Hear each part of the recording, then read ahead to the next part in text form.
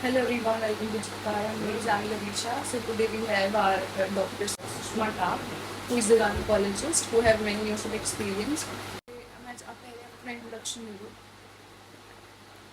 मैं डॉक्टर सुषमा विधाता nursing home. तो आपने अपना करियर जो गायनोकोलॉजी में है वो शुरू कैसे किया, जो इंस्पिरेशन कहाँ से मिली आपको? देखो, अगर हम लोग स्टार्टिंग से ही, जैसे मैं छोटी थी तब से मैं बात करूं, तो हम बहुत छोटे थे, छोटे बच्चे थे उस टाइम. मेरे मामी जी हैं, मामा जी की मैरिज हुई. मामा जी मेरे लेक्चरर हैं, अभी भी उससे रिटायर हुए. और मेरे मामी जी भी लेक्चरर थे उस टाइम पे. तो मेरे से बड़े जो सिस्टर हैं उन्होंने बोला कि तू भी पढ़ा कर और ऐसे ही एक दिन लेक्चरर बन जाए. पर मेरा टीचिंग में कोई इतना ज़्यादा इंटरेस्ट नहीं था और मैंने स्टार्टिंग से ही अपना जो एम है वो इसी फील्ड में रखा, यानी कि जो भी हमारा करियर है वो डॉक्टर बनना ही मेरा एम था. और जैसे आपने प्रैक्टिस करना शुरू किया इसको, तो आपको क्या लगता है कि गायनोकोलॉजी की फील्ड में से कौन सी चेंजेस है जो सबसे लेकर अब तक आए हैं? अभी तो देखो, हर फील्ड की बात करें, जैसे पहले से और आज में तो टोटली ही फर्क है. पहले जैसे कि हम लोग माने, जैसे हमने अपने दादी या फिर अपनी नानी से जैसे डिस्कस किया हो कि उनकी डिलीवरी कैसे हुई, तो वो लोग हमें बताते कि हमारी डिलीवरीज तो घर पे ही हो जाती थी. और कहीं ना कहीं किसी ना किसी रिलेटिव में ऐसा हुआ है कि फलां से फलां जो लेडी थी उसका डिलीवरी के दौरान उसकी डेथ होगी. वो एक्चुअली क्या होता था कि वो ऐसा कुछ नहीं होता था.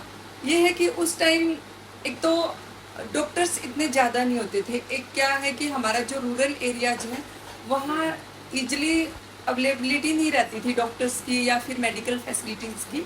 तो क्या रहता था कि उन पेशेंट को ब्लीडिंग होगी तो पुरानी जो लेडीज है वो ये ऐसे बोल देती थी कि ये तो इसका पेट साफ हो रहा है, सच कुछ कुछ बोलती रहती थी. और हैवी ब्लीडिंग होने के कारण वो पेशेंट एक्सपायर हो जाते थे. तो उस टाइम पे मदर और फिटस की डेथ सबसे ज़्यादा रहती थी. पर आज के इस टाइम में हम देख रहे हैं कि गवर्नमेंट ने बहुत सारे प्रोग्राम चलाए हैं जिसके दौरान गवर्नमेंट ने टोटली जो होम डिलीवरी है उसको एक तरीके से बैन कर दिया है. ऐसे लोग मानते नहीं है तो गवर्नमेंट ने एक ऐसे नियम लागू किया है कि जिन लोगों की घर पे डिलीवरी होती है उनका आधार कार्ड, उनके बच्चे का आधार कार्ड नहीं बनेगा, या फिर जैसे भी जो बर्थ सर्टिफिकेट है उसके आगे कहीं भी एडमिशन ले रहे हैं तो नीड पड़ती है, वो नहीं बन पाता उनका. तो एक तरीके से ये क्या है कि मदर और जो बेबी है उसको सेफ रखने के लिए गवर्नमेंट ने ऐसी स्कीमें चलाई हैं और बहुत सारे टीकाकरण के प्रोग्राम चलाए हैं जिसके तहत हमें बहुत सारे, जैसे पहले वाले लोगों को किसी को पोलियो है, किसी को कुछ है, किसी को कुछ है, टीबी से लोग मर जाते थे. पर अब फिलहाल बहुत सारी ऐसी डिजीज हैं जिसके ऊपर कंट्रोल हुआ है. मैम, सबसे ज़्यादा हेल्थ कंसर्न जिसके लिए गवर्नमेंट आपके पास आती है वो कौन सी है? देखो, अभी जो फिलहाल मैं बात करूँ तो सबसे ज़्यादा जो पेशेंट आते हैं मेरे पास वो पीसीओडी के हैं. PCOD means polycystic ovarian disease, जिसके कारण क्या रहता है कि जो लेडीज़ है उसमें जो मेंसेज है एक अपना साइकिल रहता है कि जो 25 डेज यानी कि 28 डेज या 30 डेज का जिसका भी है, अपने हर पेशेंट टू पेशेंट वेरी करता है. तो उस जो अपने जो मेंस्ट्रुअल साइकिल है वो टोटली इरेगुलर हो जाती है, यानी कि किसी को 3 मंथ के बाद हो रहा है या 4 मंथ के बाद. और जो फ्लो रहता है वो प्रॉपर नहीं रहता. जैसे कि दिन में 2 या 3 पैड यूज करते हैं पर उनमें नहीं रहता. उनमें जो फ्लो के नाम पे ये कह सकते हैं कि बिल्कुल स्पॉटिंग ही रहती है ब्लीडिंग. दूसरा, उन लेडीज़ में वेट गेन की बड़ी प्रॉब्लम रहती है, बहुत ज़्यादा वेट गेन होना. एक एक्स्ट्रा हेयर ग्रोथ, अनचाहे जो बाल रहते हैं उनकी सबसे ज़्यादा ग्रोथ होती है, वेट गेन सबसे ज़्यादा रहता है. और आज के जो टाइम में मैं बात करूं, जो पीसीओडी के कारण सबसे बड़ी जो समस्या है वो है इनफर्टिलिटी यानी कि बच्चे पैदा ना होना. उसमें जो पीसीओडी है उसका सबसे बड़ा कारण मैं कहूँगी वो इनफर्टिलिटी का पीसीओडी ही है. या फिर दूसरा एक कारण हम ये भी कह सकते हैं कि जो स्ट्रेस है, आजकल डिप्रेशन है, हर तीसरे बंदे को डिप्रेशन है, तो वो भी एक कारण है इनफर्टिलिटी का. जैसे कोई भी पेशेंट है, कोई भी बीमार है, तो उनको डेली चेकअप, रूटीन चेकअप कितना रिकमेंड करना चाहोगे? मतलब कितने टाइम को उनको आना चाहिए अपना चेकअप करने के लिए? कितना तो जैसे अगर रूटीन चेकअप की बात करें तो कोई स्पेसिफिक टाइम तो मैं नहीं बोलूँगी, जब भी रिक्वायरमेंट लगे कि आपको थोड़ा सा भी अपनी बॉडी में थोड़े चेंजेस लग रहे हैं या थोड़ी वीकनेस फील हो रही है या कुछ जो अपनी नॉर्मल, जैसे हम लोग नॉर्मली अपना वर्क करते हैं उससे हट के अपनी बॉडी में कुछ एक्स्ट्रा अपने को चेंजेस फील हो रहे हैं तो तुरंत अपने डॉक्टर से सलाह लेनी चाहिए। जैसे आज मतलब जैसे मेनोपॉज होता है लेडीज में, तो उसमें सबसे ज़्यादा कॉमन सिम्टम्स क्या होते हैं जिसके उन्हें ध्यान देना चाहिए?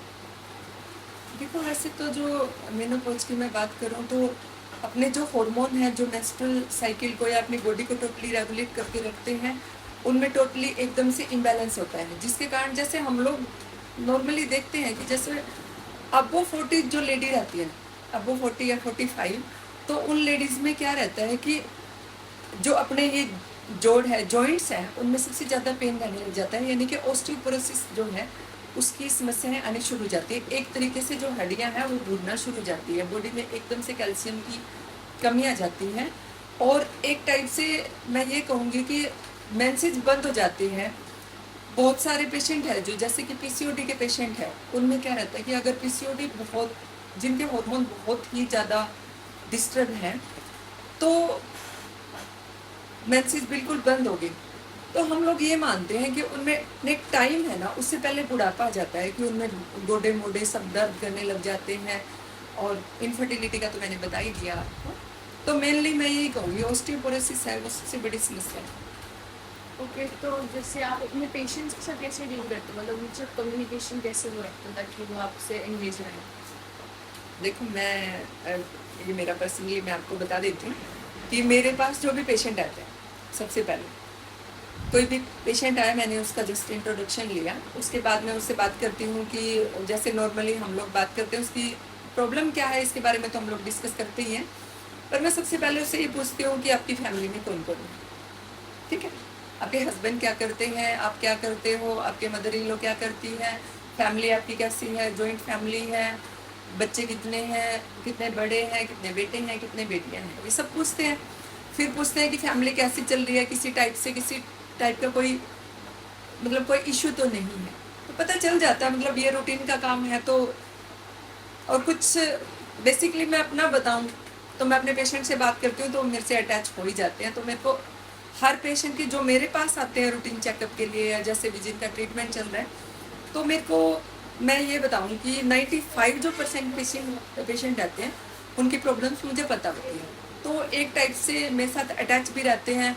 दूसरा वो जो नेक्स्ट विजिट, जैसे फर्स्ट विजिट है किसी पेशेंट की, तो नेक्स्ट विजिट जब भी होती है ना, तो मेरे से फ्रीक्वेंटली बातें कर लेते हैं, तो कोई हेजिटेशन उनमें नहीं रहती कि मेरे को ये बात अपने डॉक्टर से शेयर नहीं करनी चाहिए, अगर मैं ऐसा शेयर करूँगी तो वो क्या सोचेंगे, ये क्या सोचेंगे। सबसे पहले तो हम लोगों की जो बॉन्डिंग है वो अगर अच्छी होगी तो ही हम एक अच्छा ट्रीटमेंट दे पाएंगे अपने पेशेंट को, मेरा पर्सनली ये मानना है। जैसे कोई भी पेशेंट आती है फीमेल, मतलब वो सेंसिटिव टॉपिक्स पे बात करते नहीं, तो आप कैसे मतलब उनको भाई कैसे बताते हो कि हाँ आप शेयर कर सकते हो इसको दिक्कत है, कैसे करते हो आप?